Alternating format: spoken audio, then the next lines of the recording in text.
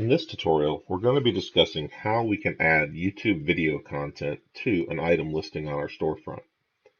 YouTube video content can really impress a customer by showing real-world experiences with your product and help them to have more confidence in purchasing the product. So in this case, we're looking at a particular train model, and right now there's description, reviews, and instructions, but we want videos to show up here. Let's go ahead and go into edit mode and see how the storefront is actually laid out. We'll see we're in edit mode, we actually have a videos tab configured. So let's look in the hierarchy and we'll see that we have the videos tab, and then underneath that we have an item attribute.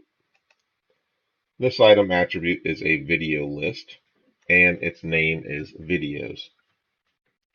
So we're going to go ahead and go over to the particular item for this North Route 66 series. And the fastest way to go to that item is just to type the item ID in the search. That'll bring the item up. And then if we go down to the storefront content section, here's all of our images over here, but you'll notice that there is a videos content. This is that video list. So we'll click add.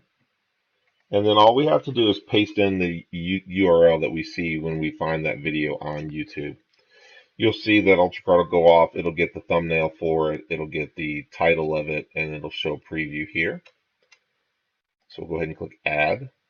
Now we have one video. You can have more than one. And then we'll click save. Let's go ahead and exit edit mode. Take a look at how the page now renders.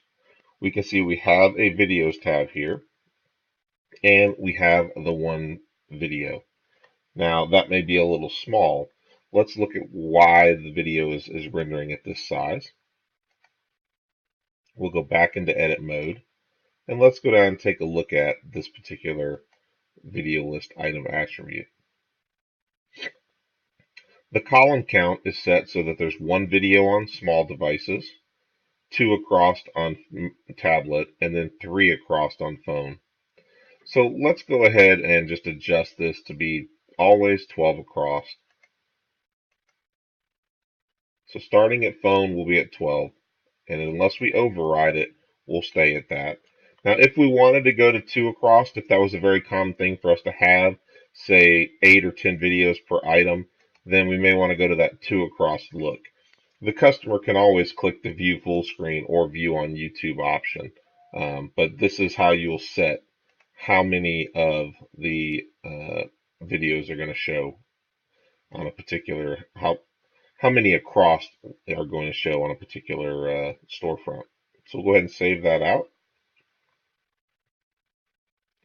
and exit the editor mode. And now we can see we have our videos tab.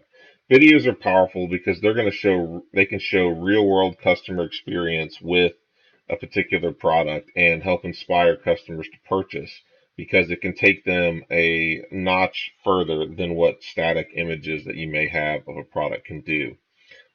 So if you find good videos, or if you produce good videos yourself of your product, you may want to include them on the item listings. That's going to do it for this tutorial.